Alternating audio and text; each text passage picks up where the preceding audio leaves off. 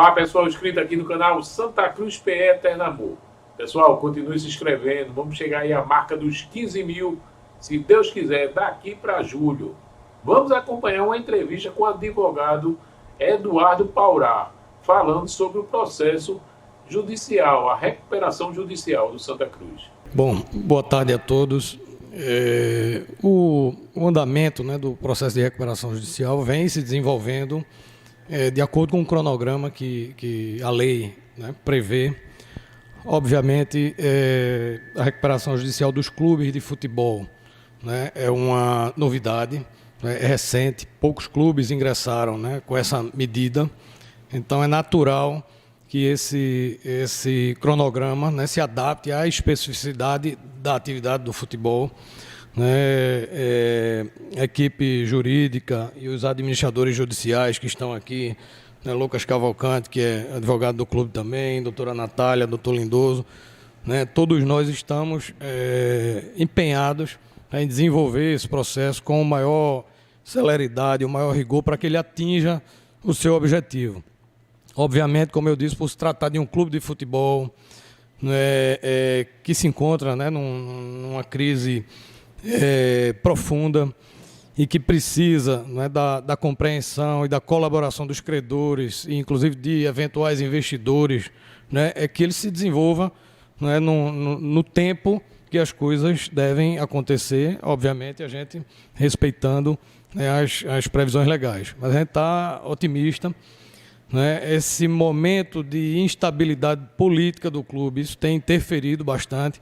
Eu faria a ressalva de que essa é a maior preocupação da gente no momento e que, inclusive, nos levou a requerer uma medida um pouco mais amarga, digamos assim, uma medida mais drástica, mas extremamente necessária, porque a gente estava percebendo a interferência dessa instabilidade, dessa animosidade, de notícias diárias contrárias ao próprio clube e partindo de pessoas do próprio clube.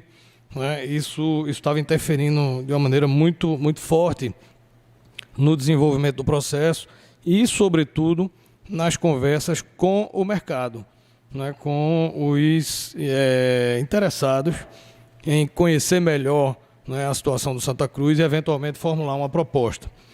O que o clube mais precisa nesse momento, assim como em todo o processo de recuperação, é estabilidade e previsibilidade. Isso fora de campo, na gestão e na condução do processo. E dentro de campo nem se fala, porque esse tipo de instabilidade acaba contaminando o ambiente do futebol, e isso, sem dúvida nenhuma, interfere de forma negativa. Mas, como eu disse, o processo transcorre dentro do seu cronograma e dentro do tempo e do Poder Judiciário. Boa tarde a todos. Obrigado pela pergunta. Antes de responder, vou dar um passo atrás até para falar um pouco do processo Santa Cruz. Santa Cruz, ele escolheu esse caminho, que foi, primeiro, entrar com o processo de recuperação judicial, por entender que era necessário tratar de forma orgânica e de forma institucional esse problema, que era a dívida do clube, para que tratar dessa dívida fosse possível abrir espaço para conversar com credores, com os devedores, enfim, tratar com investidores principalmente. Então a gente escolheu esse caminho, que era tratar dentro do ambiente judicial. Dentro do ambiente judicial, sim, a gente apresentou um plano de recuperação judicial no processo, desde o início do ano. Como o Eduardo, amigo, comentou agora há pouco, já houve vários avanços no processo. Então tivemos aqui uma lista de credores, depois uma segunda lista de credores elaborada pelos colegas administradores judiciais. Apresentamos um plano de recuperação judicial, que não necessariamente explica seu plano final. Isso implica muito do que a gente vem conversando com os investidores. Como o Eduardo falou, é importante essa estabilização, essa união, para que a gente possa, dentro do processo judicial, ter a tranquilidade de negociar com os credores, juntamente com eventuais investidores que têm interesse no clube, para que a gente consiga não colocar apenas um plano fictício, mas um plano que a gente consiga cumprir, honrar e virar essa página do Santa Cruz. Então, de forma objetiva, a gente já apresentou um plano que pode ser modulado, especialmente com as negociações que a gente tem feito junto com alguns investidores. Bom, só corrigindo também, né, a pergunta, né, o Santa Cruz ele foi inclusive pioneiro, né, nesse processo de deflagração de sua reestruturação aqui no estado de Pernambuco, né. Obviamente que em virtude, né, da crise a gente teve que tomar essas medidas, como o Dr. Lucas falou, né, e como eu disse anteriormente, a gente seguiu à risca o cronograma legal e nós já apresentamos, inclusive bem antes dos demais clubes, o plano de recuperação judicial do Santa Cruz, que nada mais é do que uma proposta, né, de pagamento aos credores, né, e de previsão dos meios de reestruturação que o clube pretende adotar para superar a sua crise. Então, esse plano já está apresentado. Obviamente, é uma primeira proposta, né, para os credores, passível de negociação, de aditamento, de ajustes, na medida em que os credores, né, forem expondo a sua posição sobre a proposta lançada. Então, essa possibilidade de aditamento ainda existe, né, e nós estamos ouvindo, né, os credores para que possamos fazer esses ajustes e cheguemos a um consenso que permita a aprovação desse plano e a renovação das dívidas do Santa Cruz. Veja, o nosso otimismo ele é diretamente proporcional à estabilidade, ao ambiente, né, interno do clube, de maneira que possa nos dar tranquilidade e possa dar segurança aos credores e aos eventuais investidores de que o que o Santa Cruz propuser, né, seja execuível. Então, essa instabilidade ela interfere muito nesse percentual, que é difícil a gente estabelecer. Né? O que eu posso dizer é que a equipe, né, que conduz esse processo, ela está otimista, obviamente enfrentando os desafios, né, que o clube e que o mercado vem apresentando, mas confiante, né, que a gente vai chegar do outro lado com uma solução possível, viável, né, e favorável à superação dessa crise do clube. Só complementando um pouco do que o Dr. Eduardo comentou agora, e eu sei que é um tema que interessa a torcida, que interessa para todo mundo, enfim, é um tema que causa ansiedade a todos, mas a gente sempre tratou o tema com muita cautela. É uma responsabilidade muito grande para a gente que está dentro desse processo, de alienar, de vender parte do Santa Cruz. Então, a gente teve muito cuidado, primeiro, de discutir a forma, como será feito isso, qual percentual será feito isso, depois discutir com quem será feito isso, ouvindo diversas pessoas do mercado. Então, a gente ouviu mais de 10 investidores em potencial, investidores que são financeiros, investidores que são gestores, ou seja, a gente amadureceu muito a ideia do que o Santa Cruz tinha de opções na mesa antes de dar qualquer passo.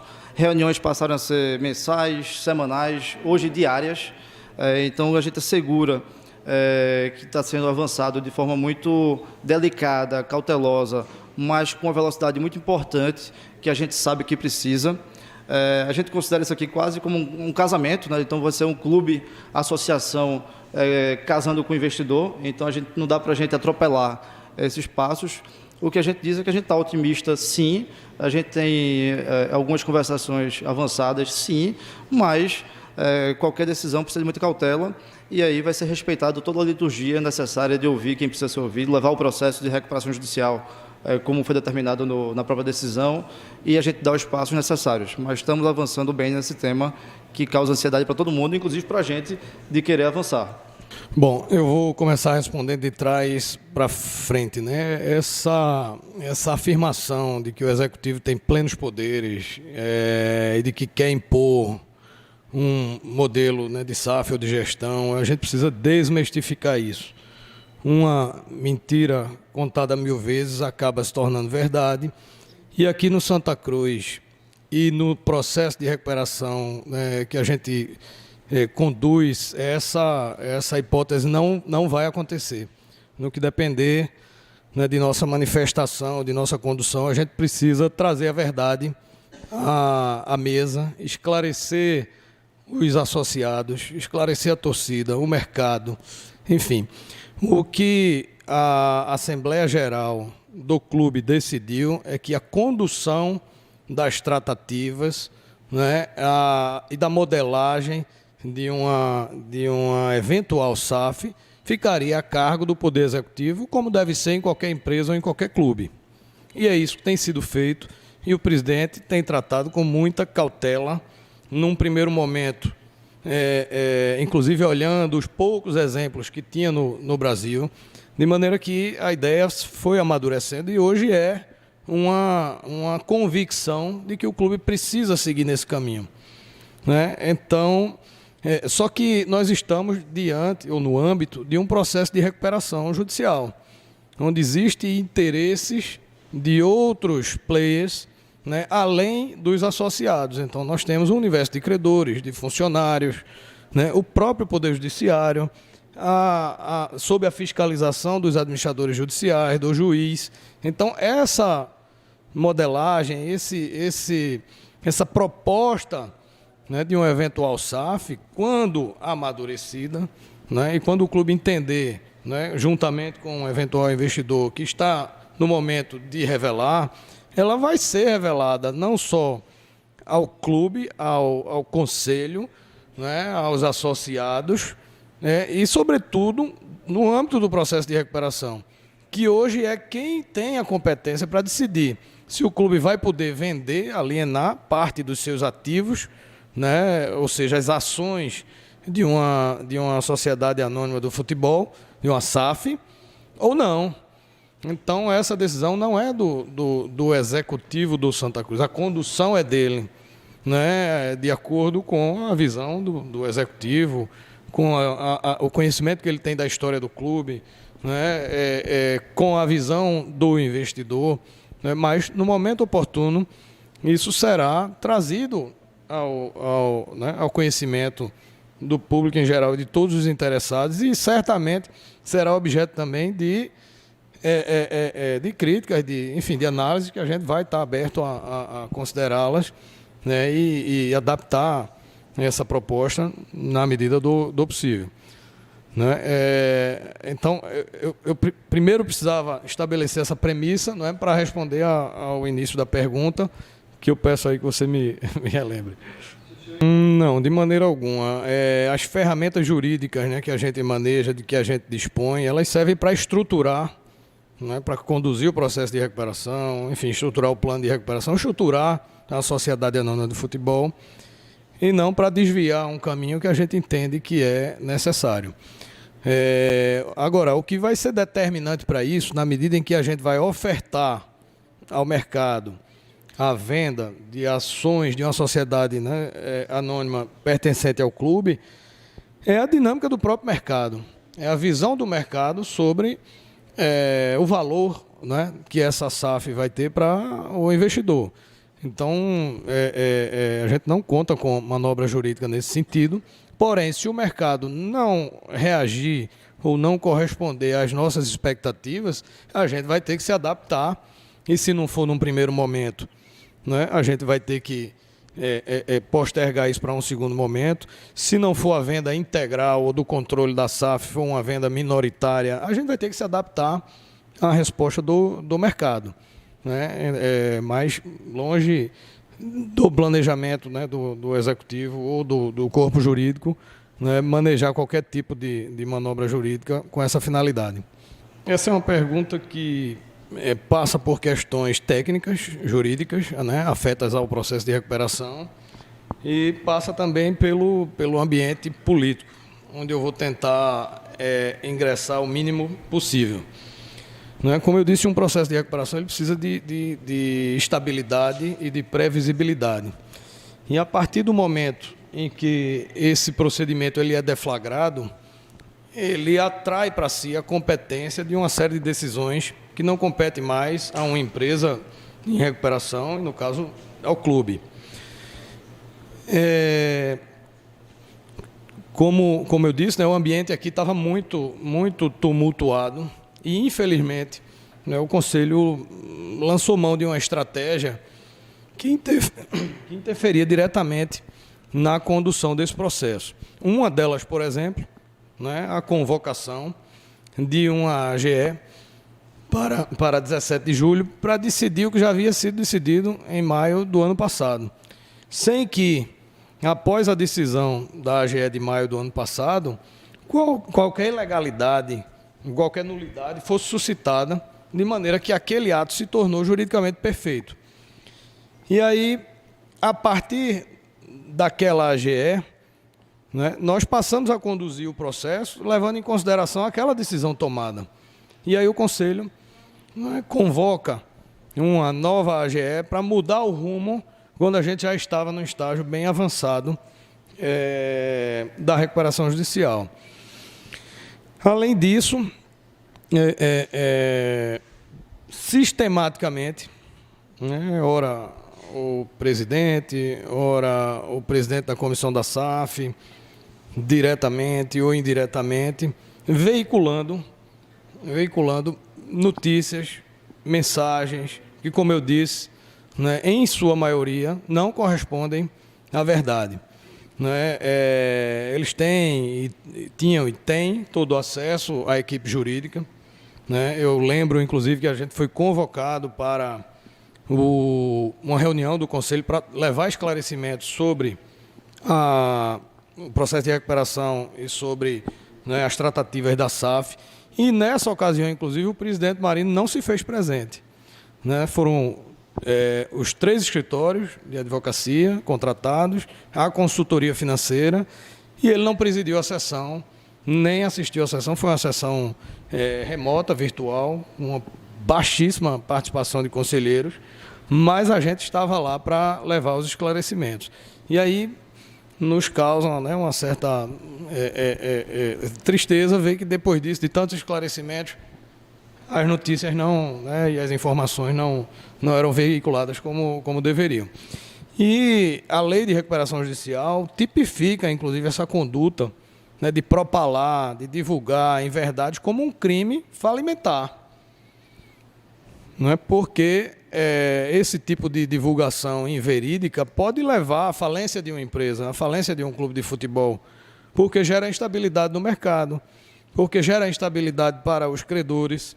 Né? Então, esse foi um dos fundamentos. E o juízo da recuperação judicial, ele tem o poder, tem a prerrogativa, obviamente, e desde que fundamentada, e na nossa visão, né, tanto o pedido quanto a decisão foram extremamente fundamentados, né, de intervir no clube ou na empresa e de nomear um interventor para que o interesse maior de reestruturação, né, de uma empresa ou de um clube de futebol se viabilize. Né? É o princípio chamado princípio da preservação da empresa. Então foi nesse sentido, né, e com esses fundamentos, né, o descumprimento de uma AGE de 8 de maio do ano passado, a convocação de uma nova AGE para decidir o que já havia sido decidido e a propalação de uma série de notícias que interferiam no processo, né, que levaram o juiz a entender pela necessidade dessa medida extrema. A gente tem percebido muitas notícias que parecem não refletir, de fato, o procedimento correto. O Santa Cruz escolheu, há quase um ano atrás, entrar com a recuperação judicial.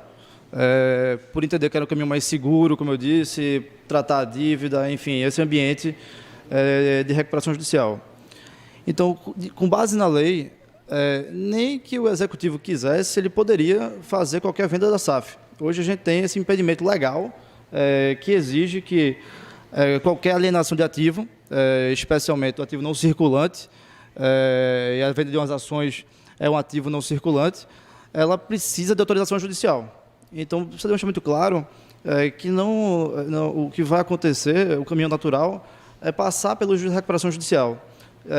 O caminho, como ele falou, natural, o executivo que tem poderes para tanto em qualquer clube, isso ocorreu em qualquer clube no Brasil, o executivo negociar, eventualmente ser deliberado, opinado por alguns dos órgãos do clube, mas hoje a gente é regido por um processo que permite, que precisa passar por ele, que é a recuperação judicial. Então, só queria fazer esse esclarecimento da pergunta anterior em complemento a essa aqui. Era importante também, acho que é importante também aproveitar esse momento para esclarecer um pouco sobre o que é a atuação do administrador judicial. A despeito do nome, a administração do clube ou como da empresa em recuperação judicial, ela continua como sempre esteve, com seus dirigentes, sendo apenas fiscalizada e acompanhada pela Justiça pela função do administrador judicial. Digo também que o Santa Cruz, como os times de futebol em geral, a possibilidade da recuperação judicial dos times acontece no momento de grande desenvolvimento já da lei, grande evolução, em que já há um aperfeiçoamento muito grande da lei, que foi criada lá em 2005 e, ao longo desses 16 anos, tem evoluído sempre positivamente. Sobre a questão dos passos e dos pontos do rito da recuperação judicial, eu gostaria de passar a palavra para a doutora Natália. Nós atuamos como administradores judiciais, não só do Santa Cruz, como também dos outros 2 times de futebol aqui do estado de Pernambuco, o Clube Náutico e o Esporte Clube do Recife. Respondendo à pergunta do repórter, eu acho que há um erro de premissa com relação a prazo, tá, do ajuizamento da recuperação judicial que ocorreu em setembro de 22. Os 180 dias de que trata a pergunta é com relação à suspensão das ações e execuções contra a devedora e contra eventuais co-obrigados e relacionados, né? Então, processualmente falando, a recuperação judicial do Santa, ela está dentro de um cronograma esperado para o processo, né? O pedido ocorreu em setembro de 2022. A primeira relação de credores trazida pela devedora, ela foi analisada por estes auxiliares. Nós analisamos perto de 90 divergências e habilitações de créditos administrativas. A segunda relação de credores foi apresentada dentro do prazo, assim como o plano de recuperação judicial do clube. O edital contendo o aviso de recebimento do plano e a segunda relação de credores, ele só foi divulgado em maio do corrente ano, de modo que a Assembleia Geral de Credores ela ocorrerá a partir da publicação deste edital. Então, do ponto de vista processual, não há atrasos com relação ao processo do Santa. Não é? Contra a nossa relação de credores, judicialmente, há hoje 21 incidentes processuais, seja com relação à habilitação de crédito retardatária, seja com relação à impugnação. Esses incidentes serão julgados após oitiva da devedora e dos auxiliares pelo magistrado. Então, eu acredito que seja o tempo para designarmos a Assembleia Geral de Credores, não é? Contando com o plano de recuperação judicial, os investidores que estão procurando o clube, não é? Há relatórios mensais de atividades do devedor protocolado nos autos e vistoriado por estes auxiliares da Justiça. Então, fielmente, o que se passa hoje no Santa Cruz Futebol Clube é o que está nos autos, então todos têm acesso, credor, Ministério Público, magistrado. Então, eu acho que é um processo transparente, estamos aqui para auxiliar a Justiça, tanto com relação ao processo em si, como também com relação ao procedimento de recuperação judicial. Então, do ponto de vista processual, não há qualquer atraso com relação aos prazos do Santa Cruz e nos colocamos à disposição. Também cumprimento o desembargador Bartolomeu Bueno, o doutor Eduardo Paurá, o doutor Lucas, o presidente Antônio Luiz Neto, o interventor Ricardo Paurá, o doutor Disseu Paiva, tricolor, e a todos os demais torcedores e interessados aqui hoje. Obrigada.